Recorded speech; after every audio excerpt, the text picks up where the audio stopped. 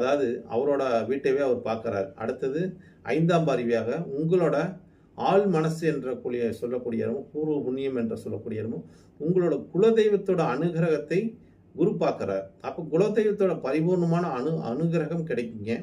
அதே மாதிரி உங்களோட பாக்கியத்தையும் குரு பார்க்குறாரு. அப்போ பூர்வ புண்ணியம் பாக்கியம். அப்போ பூர்வ புண்ணியம் பாக்கியம் பார்க்கும்போது உங்களுக்கு தந்தையால் ஒரு ஆதாயம், பாக்கியம் கிடைக்கக்கூடிய தன்மை, கௌரவம் ஏற்படுத்தக்கூடிய தன்மையும், உங்கள் குலதெய்வத்தோட அனுகிரகம் கிடைக்கக்கூடிய தன்மை, உங்களோட குழந்தைங்களுக்குனால ஒரு அனுகூலம் கிடைக்கக்கூடிய தன்மை இந்த காலகட்டத்தில் எல்லாம் உங்களுக்கு இவங்களால எல்லாம் நன்மை நடக்குங்க. அப்போ பாதகாதிபதி ராசியில் இருக்குன்னா நமக்கு என்ன பாதகம் அப்படின்னா, குரு இப்போ மிதுன ராசிக்காரங்களுக்கு எதுலையுமே ஒப்பந்தம் போட்டு தொழில் செய்யக்கூடாது. அதாவது பார்ட்னர்ஷிப் போட்டு ஏதோ ஒப்பந்தம் பண்ணி ஒரு தொழில்னா, தொழிலுக்கு அதிபதி குரு தாங்க. 10ஆம் அதிபதி 7ஆம் அதிபதி பார்ட்னர் சொல்லக்கூடிய இடம். அப்போ உங்கள் மனைவி பேரில் நீங்கள் ஒரு பேரை ஆரம்பித்து ஒரு தொழில் செய்யலாங்க, பார்ட்னர்ஷிப் போட்டு செய்யலாங்க. அதாவது அவங்க பேரை வச்சுக்கிட்டு நீங்கள் செய்யலாம். நீங்கள் அவங்க கூட ஒரு பார்ட்னராக சம்மந்தப்பட்டு கூட செய்யக்கூடாது. அவங்க பேரில் தொழில் ஆரம்பித்து நீங்கள் செய்யலாம். அதே மாதிரி நீங்கள் யாரையும் பார்ட்னர் சேர்த்து இந்த காலகட்டத்தில் தொழில் செஞ்சீங்கன்னா உங்களுக்கு பிரச்சனை வரும். 7ஆம் இடம் பார்ட்னரே பாதகமாக வந்திருக்கனால பாதகம் ஏற்படும் அப்படிங்கிற ஒரு தன்மை. அப்போ தொழில் பெருசாக முதலீடு பண்ணி செய்ய வேண்டாங்க. அது பண்ணாமல் இருந்தால் நல்லது. உங்கள் மனைவி பேரில் இல்லை நீங்கள் வேற ஒருத்தர் மூலிமா நீங்கள் அவங்க பண்ணியிருந்தாங்கன்னா அவங்க பேரில் நீங்கள் தொழிலை பார்த்தீங்கன்னா உங்களுக்கு யோகம். நீங்கள் சேர்ந்து பண்ணுவது யோகம் கிடையாதுங்க. அதையும் சொல்லிடுறேன். அப்போ அடுத்ததாக உங்களுக்கு இந்த காலகட்ட குடும்பஸ்தானம் என்று சொல்லக்கூடிய இடம் தான் 2ஆம் இடம் தாங்க. இப்போ 2ஆம் இடத்து அதிபதியும் பார்க்கும்போது சந்திரன் தான் உங்களுக்கு வராது.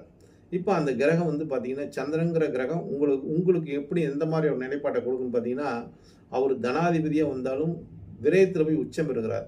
அப்போ குடும்பம் சுப நிகழ்வுக்காக குடும்ப செலவுகள் அதிகமாக இருக்குன்னு வச்சுங்களேன். அந்த காலகட்டத்தில் செலவுகள் அதிகமாக கொடுக்கக்கூடிய தன்மை இருக்குது. அப்போ இந்த குருவின் பயிற்சி காலம் உங்களுக்கு நல்ல ஒரு மாற்றத்தையும் நல்ல ஒரு ஏற்றத்தையும் கொடுப்பாருங்க. அதே மாதிரி உங்களோட 5ஆம் இடத்தை பார்ப்பது உங்களோட பிள்ளைகளோட ஆதாயம், குலதெய்வத்தோட பரிபூர்ணமான அனுகிரகம் கிடைக்குது. இதெல்லாம் ஒரு சிறப்பை தருதுன்னு வச்சுங்களேன். அப்போ இதை வச்சு தான் நீங்கள் இந்த காலகட்டம் இந்த பயிற்சி காலத்திலேருந்து ஏன்னா குரு இருக்கிற இடத்த சுத்தம் பண்ணிடுவாருங்க. அப்போ அவர் சுத்தம் பண்ணுறதுக்கு நம்மளே இடத்த சுத்தமாக வச்சுட்டோமா நமக்கு எந்த பிரச்சனையும் இல்லைங்க.